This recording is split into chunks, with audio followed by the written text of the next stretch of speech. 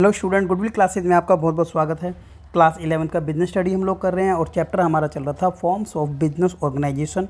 इसका जो टॉपिक है हम वो देखने वाले हैं फॉर्मेशन ऑफ अ कंपनी।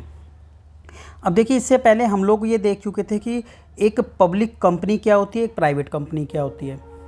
इसके बारे में हमने पढ़ लिया था, लेकिन अब हम ये देखने वाले हैं कि फॉर्मेशन किस तरीके से होता है एक कंपनी का। ठीक है, किस तरीके से एक कंपनी बनाई जाती है, कौन से स्टेप्स हैं जो एक फॉर्मेशन में लिए जाते हैं कंपनी के फॉर्मेशन में। तो फर्स्ट नंबर पर आप देख सकते हैं, the formation of company means bringing a company into existence and starting it's business. जब हम बिजनेस को अपना स्टार्ट करने चाहते हैं, क्या क्या स्टेप्स होते हैं, ठीक है, फॉर्मेशन उसी को कहते हैं। It involve completion of lot of legal formalities and procedures. तो कुछ लीगल फॉर्मेलिटीज़ होती हैं, कुछ प्रोसीजर्स होते हैं जो हमें फॉलो करने होते हैं एक कंपनी के फॉर्मेशन के लिए।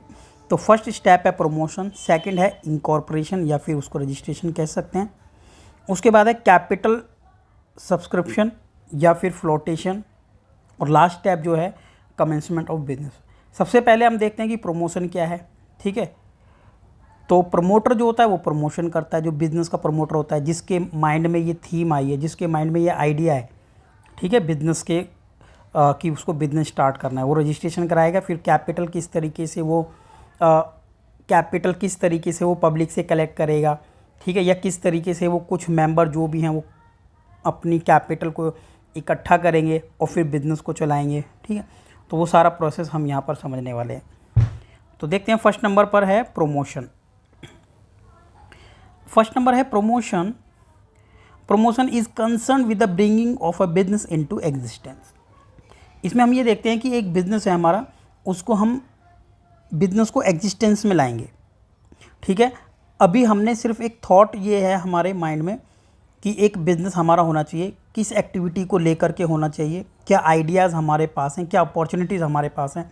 It involve identification of some business opportunity and idea, right, taking step to implement. अब हम लोगों को वो इम्प्लीमेंट करना है, उसको इंकॉर्पोरेशन या रजिस्ट्रेशन कराना है, ठीक है, कंपनी को, राइट। तो प्रमोशन का मतलब यही है कि हम एक बिजनेस को प्रमोट कर रहे हैं। एक आइडिया हमारे माइंड के अंदर है, एक थॉट हमारे पास है, अपॉर्चुनिटी हमारे पास है, एक बिजनेस हम बनाएंगे, उसको आगे प्रमोट करेंगे। तो जो प्रमोटर है वही ऐसा करता है। प्रमोटर कौन है? तो प्रमोटर वही है, promoter is one who identify. एक ही पर्सन ऐसा है जिसके माइंड में, ठीक है, वही इस ऑर्गेनाइजेशन का, इस कंपनी का, ठीक है, फाउंडर होगा, क्रिएटर वही होगा। Promoter is one who identify a business opportunity, analysis its prospectus and initiate the step to form a company with reference to business opportunity, right. तो इसमें बताया कि वो आइडेंटिफाई करता है अपॉर्चुनिटीज़ को, ठीक है, और इनिशिएट कुछ स्टेप लेता है, वो इनिशिएट करता है reference to the business opportunity को लेकर के। क्या रोल होते हैं उसके, वो हम यहाँ पर देख लेते हैं। देखिए क्या क्या रोल हैं भाई। आपने देखा कि प्रमोटर कौन है? जिसके माइंड में आइडिया है, बिजनेस को आगे ग्रो करेगा, आगे ले करके जाएगा। सबसे पहले क्या करेगा? वो आइडेंटिफिकेशन ऑफ बिजनेस अपॉर्चुनिटीज़ को आइडेंटिफाई करता है, किस टाइप का वो बिज़नेस करेगा। ठीक है, सपोज दैट उसको एक मोबाइल फ़ोन का बिज़नेस करना है, ठीक है, तो मोबाइल फ़ोन मैन्युफैक्चरिंग करेगा, किस किस तरीके से उसको सेल करेगा, मार्केटिंग करेगा, प्रोडक्शन करेगा उसका। तो ये सारी चीज़ें उसको खुद देखना है। उसके बाद आ गया एनालिसिस ऑफ अपॉर्चुनिटीज़। जो भी अपॉर्चुनिटीज़ हैं उन सभी अपॉर्चुनिटीज़ को वो क्या करेगा? एनालाइज करेगा। अब ज़रूरी नहीं है कि जब वो किसी अपॉर्चुनिटी को लेकर के आगे बढ़ रहा है तो वो एनालिसिस करता है। ज़रूरी नहीं है कि सारी चीज़ों में उसको प्रॉफिट होगा। काफ़ी सारी चीज़ें उसको देखनी पड़ती हैं कि टेक्निकल फिजिबिलिटी कैसी है, ठीक है, कि उसको टेक्नोलॉजी कौन सी अडॉप्ट करनी है, कौन सी नहीं करनी है। फाइनेंशियल फिजिबिलिटी देखनी है कि फाइनेंस किस तरीके से कलेक्ट करेगा वो, ठीक है, फाइनेंशियल डिसीजन लेने।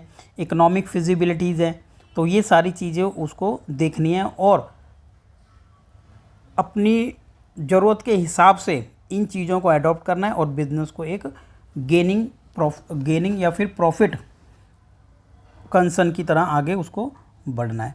उसके बाद है इंश्योरिंग अवेलेबिलिटी ऑफ रिसोर्स, फिर उसको अपने रिसोर्सेज देखने कि क्या क्या उसके पास अवेलेबल हैं, ठीक है, कौन कौन से रिसोर्स अवेलेबल हैं, कि ह्यूमन रिसोर्सेज हैं, मटेरियल उसके पास क्या लेना है, मशीनरी कौन सी है, इक्विपमेंट कौन से हैं। तो ये चीज़ें भी उसका रोल है कि वो देखेगा, वही सेलेक्ट करेगा कि क्या क्या उसको अपॉर्चुनिटीज़ में यूज़ करने हैं अपने रिसोर्सेज, ठीक है। उसके बाद आ जाते हैं हम कैनवॉसिंग। तो देखिए कैनवॉसिंग का मतलब होता है एक तरीके से प्रचार, ठीक है। अब यहाँ पर कैनवॉसिंग का मतलब हो जाएगा कि ये जो प्रमोटर है, अभी ये एक पर्सन है जिसके माइंड में ये आइडिया है या फिर एक अपॉर्चुनिटी है जो कि उसको प्रमोट करना चाहता है।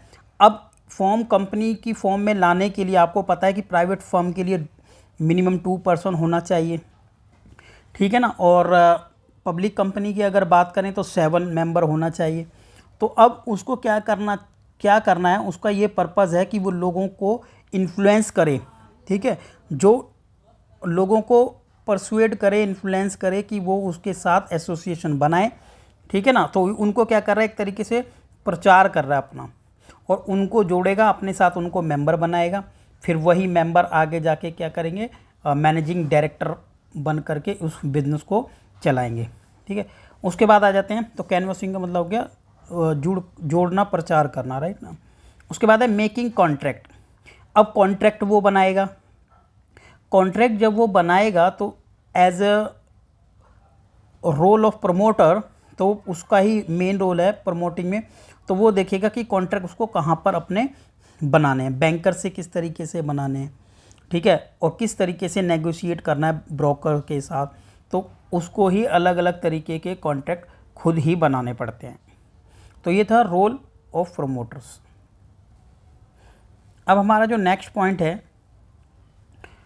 सेकंड स्टेप जो हमारा था, वो है इनकॉर्पोरेशन ऑफ और रजिस्ट्रेशन। तो देखिए सेकंड स्टेप है, जब प्रमोटर ने ये देख लिया है कि हम मेरे पास एक आइडिया है, ठीक है, एक अपॉर्चुनिटी है, तो उसको लेकर के वो आगे जाएगा, लोगों को अब कैनवॉसिंग करके अपने साथ मेंबर, ठीक है, अपने फ्रेंड्स रिलेटिव जिनको भी साथ में ले लेगा, ठीक है, और एक सेम लेकर के व्यू, सेम ऑब्जेक्टिव को लेकर के आगे चलेगा। फिर जब वो इस बात पे सेटिस्फाइड हो जाते हैं सभी, तो उसका क्या करा लेना चाहिए, उनको रजिस्ट्रेशन इनकॉर्पोरेशन करा लेना चाहिए।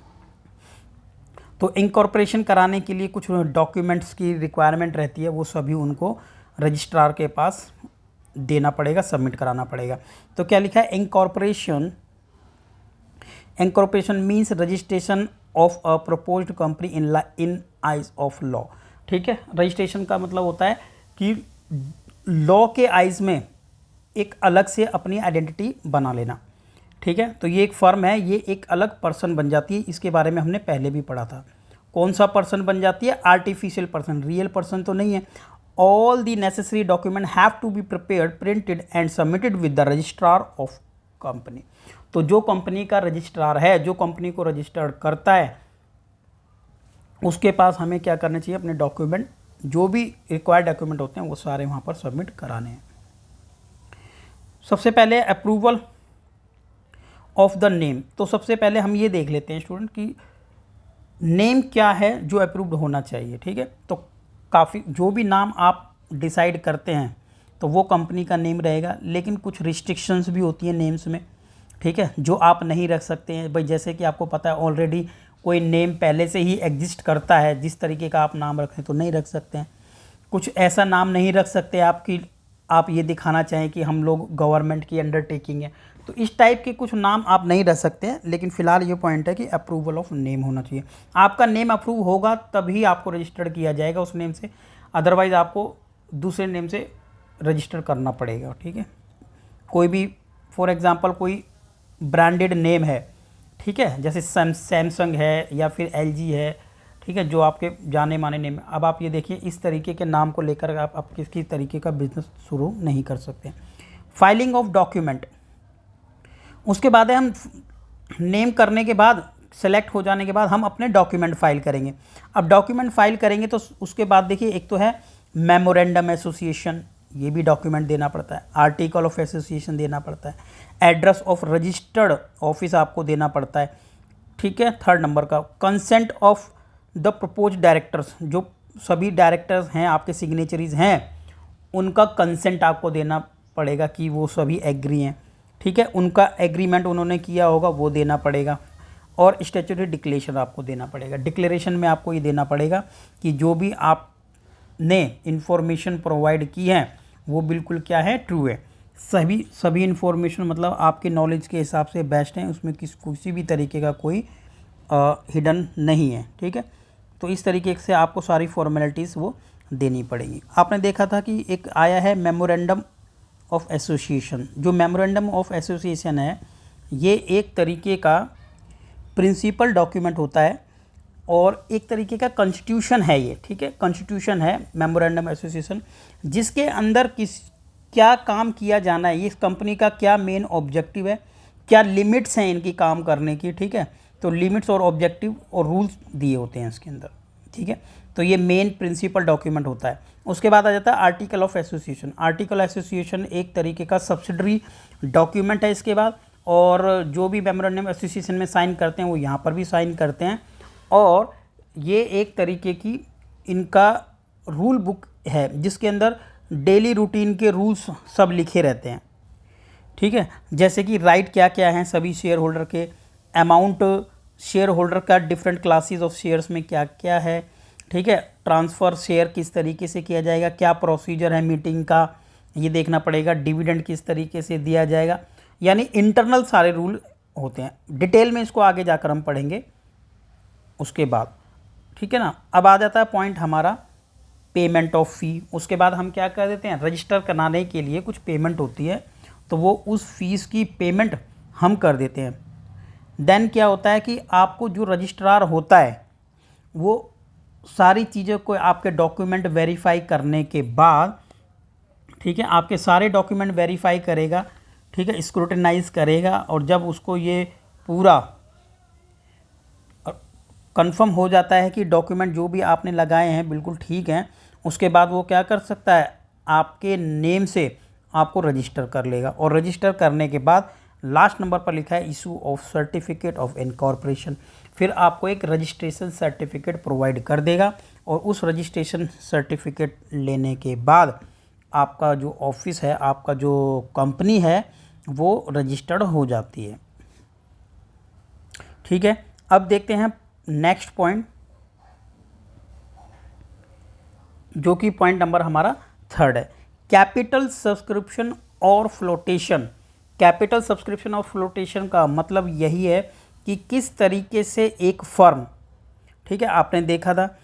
अच्छा चलिए यहाँ पर ये देख लेते हैं। अगर हमारी फर्म प्राइवेट लिमिटेड फर्म है तो स्टार्टिंग के 2 स्टेप ही आपको फॉलो करने हैं, जिसमें आपका फर्स्ट स्टेप था कि एक प्रमोशन होना चाहिए, ठीक है। बिजनेस को प्रमोट करेगा, अपने जो भी है उसके साथ के पर्सनों को ज्वाइन करके फिर वो रजिस्ट्रेशन करा लेते हैं। रजिस्ट्रेशन के बाद अपना बिजनेस स्टार्ट कर सकते हैं। लेकिन अगर बात करें हम पब्लिक लिमिटेड कंपनी की, पब्लिक कंपनी की अगर बात करें तो पब्लिक कंपनी के केस में थर्ड स्टेप आपको फॉलो करना पड़ेगा, क्योंकि पब्लिक कंपनी के केस में ही हम पब्लिक से फंड रेज कर सकते हैं, ठीक है। ये पब्लिक कंपनी के केस की बात हो रही है। पब्लिक कंपनी है तो ही हम पब्लिक को अपनी कंपनी के शेयर इशू कर सकते हैं, प्राइवेट के केस में नहीं, ठीक है। आगे अगर आप स्टार्टिंग से पढ़ रहे हैं तो आपको ये बात क्लियर हो जाएगी, ठीक है। पब्लिक से पैसा लेना, जैसे A B C D ये पब्लिक है, इनसे पैसा लेना क्या हो जाता है, पब्लिक से फंड रेज करना होता है। तो flotation of a company means to get it going, मतलब बिजनेस को आगे चलाना है। For this purpose a public company has to pass through 2 sub stages. तो ये कह रहा है 2 सब स्टेजेस हमें चलने पड़ते हैं। तो कह रहा है which are raising the capital. सबसे पहले हम लोगों को कैपिटल रेज करनी पड़ती है, और जैसे ही हम कैपिटल रेज कर लेते हैं, ठीक है, तो कैपिटल अपने पास आ गई, पैसा आ गया, तो फिर वो आगे इन्वेस्ट करना है। कैपिटल जैसे ही आप रेज कर लोगे फिर आपको एक सर्टिफिकेट और मिल जाता है बिजनेस को स्टार्ट करने का, क्योंकि बिजनेस तभी स्टार्ट होगा जब आप उसके लिए पैसा इकट्ठा करोगे, ठीक है। अगर आपके पास पैसा अवेलेबल हो गया फिर आप उसको आगे इन्वेस्ट करोगे। तो फर्स्ट जो स्टेप है उसलिए लिखा है कैपिटल सब्सक्रिप्शन, ठीक है। कैपिटल आपका जो पहला है कैपिटल सब्सक्रिप्शन आपका फर्स्ट स्टेप रहेगा। और फ्लोटेशन। अब कैपिटल आप पब्लिक से पैसा लेने के लिए ऐसे ही नहीं है कि आप डायरेक्ट ही पब्लिक को इनविटेशन दे देंगे कि हमारी कंपनी के अंदर जो फर्म हमारी है, ठीक है, हम लोग एक नई कंपनी स्टार्ट कर रहे हैं तो उसके अंदर आप पैसा लगाएं। उसके लिए कुछ फॉर्मेलिटीज़ होती हैं वो पूरी करनी पड़ती हैं, कुछ रूल्स रेगुलेशंस होते हैं वो फॉलो करने होते हैं, कुछ परमिशंस हम लोगों को लेनी होती है। जैसे कि फर्स्ट नंबर पर लिखा है अप्रूवल ऑफ सेबी। आपको सेबी से जा कर के अप्रूवल लेना पड़ता है। सेबी क्या है, एक स्टॉक मार्केट को रेगुलेट करती है, जिसको कहते हैं security exchange board of India. ये एक ऐसा बोर्ड है जो सिक्योरिटी मार्केट को रेगुलेट करता है, ठीक है। आपको ये अप्रूवल देगा, आप यहाँ पर अप्लाई करेंगे अपने लिए कि हम लोग पब्लिक से इनविटेशन दे करके उनसे कैपिटल कलेक्ट करना चाहते हैं, हम शेयर्स या डिबेंचर जो भी हम इशू करेंगे, तो अप्रूवल यहाँ से लेना पड़ेगा फर्स्ट नंबर पर, राइट। अब बात आ जाती है second number, filing of prospectus. देखिए प्रोस्पेक्टस क्या होता है, प्रोस्पेक्टस एक तरीके का इन्फॉर्मेशन है, एक तरीके का एडवर्टीजमेंट है, ठीक है, इनविटेशन है जिसके अंदर सारी डिटेल रहती है, ठीक है। प्रोस्पेक्टस इशू किया जाता है जब हम इस पब्लिक से, जैसे ए पर्सन है, कोई ये पी पर्सन है, डी, ठीक है, ये पर्सन है, इन पर्सन से जब हम चाहते हैं कि ये लोग हमें पैसा दें, तो ये पैसा इसी तरीके से हमारे बिजनेस में नहीं इन्वेस्ट करेंगे। सबसे पहले हमें एक इन्फॉर्मेशन बुकलेट टाइप का इशू करना पड़ेगा जिसके अंदर सारी डिटेल लिखी होगी कि हमारा शेयर कितने का है या डिबेंचर कितने का है, कितने टाइम का है, ठीक है ना। तो उसके बारे में सारी इन्फॉर्मेशन है और यही इन्फॉर्मेशन, यही प्रोस्पेक्टस, आप समझते होंगे वैसे ही प्रोस्पेक्टस मीनिंग क्या होता है। तो यही प्रोस्पेक्टस हम लोगों को अपने जो रजिस्ट्रार होता है उसके वहाँ पर भी जा कर के फाइल कराना है, एक कॉपी उसकी वहाँ पर भी देनी हो। तो ये एक तरीके का प्रोसेस है, ठीक है, इस प्रोसीजर को फॉलो करना पड़ता है। फर्स्ट हो गया। Second, third number, appointment of broker. आप लोगों को पता है कि ब्रोकर को अपॉइंट करना पड़ता है क्योंकि शेयर्स या डिबेंचर इशू करना एक तरीके का इजी वर्क नहीं है, ये थोड़ा सा टिपिकल वर्क है, डिफ़िकल्ट वर्क है। तो हम लोगों को क्या करना पड़ता है, इस काम को करने के लिए ना कुछ अपॉइंट करने पड़ते हैं ब्रोकर्स, और वो लोग अपनी फील्ड में काफ़ी एक्सपर्ट होते हैं, ठीक है। तो फिर हम क्या करते हैं, उनका जो भी कमीशन होता है, जो भी चार्जेस होते हैं वो पे कर देते हैं और इस तरीके से फिर ब्रोकर्स ही डील करते हैं इस चीज़ के अंदर। उसके बाद आ जाएगा सब्सक्रिप्शन। तो अब ये वाला पॉइंट सब्सक्रिप्शन में क्या होता है, देखिए सब्सक्रिप्शन का मतलब होता है कि हमने अपनी कंपनी के शेयर इनविटेशन किया, अब पब्लिक क्या करेगी, हमारे इन शेयर को सब्सक्राइब करेगी। अब आप ये मान लीजिए जितने शेयर हमारी कंपनी ने इशू किए हैं, ठीक है, राइट तो अथॉरिटी तो हमारे पास ज़्यादा होती है, लेकिन एग्जाम्पल के लिए मान लीजिए एक कंपनी के पास 10,000 शेयर इशू करने का राइट था और मान लीजिए चलो सारे ही उन्होंने इशू कर दिए। अब पब्लिक इन शेयर्स को क्या करेगी, ले लेगी। अब आप ये मानिए कम से कम 90% share according to SEBI guidelines, SEBI की गाइडलाइंस ये है कि कम से कम 90% शेयर आप लोगों ने सब्सक्राइब किए होने चाहिए पब्लिक ने। अगर ऐसा नहीं होता है तो हम शेयर्स को फर्दर अलॉट नहीं कर सकते हैं, ठीक है। यानी सबसे पहले क्या होगा कि ये जो भी पब्लिक है ये आप लोगों को अपनी एप्लीकेशन भेजेगी और एप्लीकेशन अगर 90% तक नहीं आती है तब आप अपने शेयर इशू नहीं कर सकते हैं और एप्लीकेशन के साथ कुछ अमाउंट जो रिसीव होता है हम लोगों को वो वापसी करना पड़ जाता है, ठीक है। तो ये है सब्सक्रिप्शन का केस। नेक्स्ट जो पॉइंट हमारा है application to the stock exchange. अभी क्या है, हम लोगों ने एप्लीकेशन इशू किया, ठीक, हमने एप्लीकेशन इनवाइट किए हैं, तो हमारे पास क्या हुआ था, पब्लिक ने हमें एप्लीकेशन दिया। अब क्या है, एप्लीकेशन देने के बाद हम लोगों को ना एक स्टॉक एक्सचेंज में जाके, ठीक है, हमें एक स्टॉक एक्सचेंज में अपने आप को क्या करना पड़ेगा, एक एप्लीकेशन देना पड़ेगा किसी भी स्टॉक एक्सचेंज में, और वो लोग हमें परमिट करेंगे। जब हमें परमिशन देंगे तभी हम क्या कर सकते हैं, शेयर्स को अलॉट कर सकते हैं। लेकिन अगर हमें विद इन 10 वीक अगर नहीं मिलता है वहाँ से परमिशन, तो क्या हो जाएगा कि हम लोगों को जो भी एप्लीकेशन पे पैसा हमने रिसीव किया होगा, ठीक है, जब वो पब्लिक अप्लाई करती है तो पैसा भेजती है एप्लीकेशन के ऊपर, तो वो हमें रिफ़ंड करना पड़ेगा, ठीक है। तो डिटेल में भी आप बुक्स में भी पढ़ सकते हैं। और तो चलिए देखते हैं, नेक्स्ट पॉइंट हमारा है 6 नंबर पर, अलॉटमेंट ऑफ शेयर। तो देखिए बहुत डिटेल में भी हम इस चीज़ को देख सकते हैं कि जब हम किसी पर्सन से पैसा मंगाते हैं ना, तो देखिए सबसे पहले क्या होता है, एप्लीकेशन एक स्टेज होती है। हम अपने जो पेमेंट है ना शेयर से, जब कोई भी शेयर होल्डर हमारा शेयर खरीदता है तो हम उसको डिवाइड कर देते हैं, ठीक है। पैसे मंगाते हैं, कैसे मंगाते हैं कि कुछ पैसा हम एप्लीकेशन पे मंगा लेते हैं, सेकंड कुछ पैसा हम अलॉटमेंट पे मंगा लेते हैं, फिर कुछ कॉल्स पे मंगा लेते हैं। ऐसा 12th क्लास में और डिटेल में पढ़ेंगे। तो सबसे पहले एप्लीकेशन पे पैसा आ जाता है, ठीक है। तो फर्स्ट जो पॉइंट नंबर 5 था हमारा वो यही है कि एप्लीकेशन में पैसा आने के मतलब एप्लीकेशन अभी तो उन लोगों ने अप्लाई किया है, अब हम उनको अलॉट तब करेंगे जब हमें यहाँ से परमिशन मिल जाएगी। कोई एप्लीकेशन हम स्टॉक एक्सचेंज में देंगे, वो हम लोगों को परमिट करेगा, तब हम अपना शेयर उनको इशू करेंगे। अब आ जाते हैं बात अलॉटमेंट ऑफ शेयर। जब हमें परमिशन मिल जाती है तो हम अपने शेयर अलॉट कर देते हैं।